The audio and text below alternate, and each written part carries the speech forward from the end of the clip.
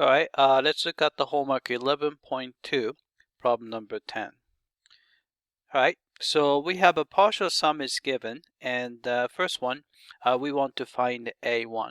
Alright, remember that the A1 is really the same thing as S1. So we can just plug in n equals 1, so it's a 1 minus 2 over 1 plus 2. So it's negative 1 over 3, right? So we have negative 1/3. Right, so I'm going to go ahead and type it in first. So we have negative 1/3. Right, I'm going to go ahead and check the answer. All right, looks like we got the A1 correctly. All right, so let's find the AN. All right, and the AN, remember that the AN is simply the difference between SN and the SN minus 1. Right? So Sn is given to be n minus 2 over n plus 2. Right? And we have to subtract. Right? So where n is, we have to put the n minus 1. So you have n minus 1 minus 2. And then you have n minus 1 plus 2. Alright, so let's simplify this.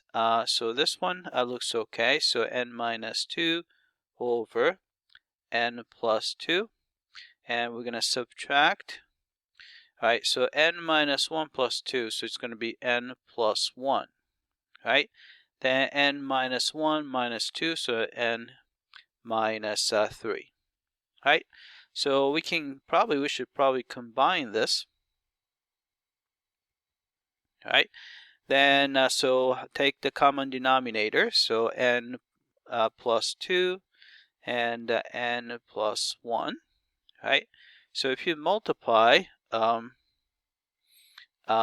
minus 2 by n plus 1, so let's go ahead and do that. N times n, n squared, n times negative 2 is negative 2n, then 1 times n is plus n, 1 times negative 2 is negative 2. Right?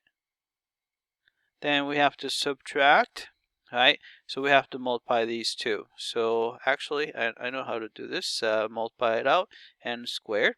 So you have a negative 3 and a positive 2, so negative n. And 2 times negative 3 is negative 6. Right? Then we can simplify. Let's see, you have n squared minus n squared. Right? Then we have to just put them all together. So you have, right, negative 2n plus n, so negative 1n. And then you have a plus n. So it cancels out. So you can cancel this and that and this one. All right? So you have negative 2 plus 6. So it's going to be just 4. Then you have n plus, I'm going to write n plus 1 first, and n plus 2. Right? So you get 4 over n plus 1 times n plus 2. Right? So let's type it in. We get 4 over n plus 1 times n plus 2. Right? So I'm going to go ahead and check the answer. All right, looks like we got AN correctly. All right, let's find the series, sum of the series. All right, so since we have a partial sum given, all you have to do is take the limit. So we take the limit of the partial sum, n minus 2 over n plus 2. As n approaches infinity, then we can just divide top and bottom by n. We have limit as n approaches infinity. Then you have 1 minus 2 over n, 1 plus 2 over n. Right? Then this guy goes to 0. As n approaches infinity, that guy goes to 0. So therefore, it's going to be simply 1 over 1. right? So this is 1. Right, so let's type it in. So sum is going to be equal to 1. Alright, let's submit for testing. Alright, looks like we got this one correctly as well. Alright, that's it. I hope that this was clear.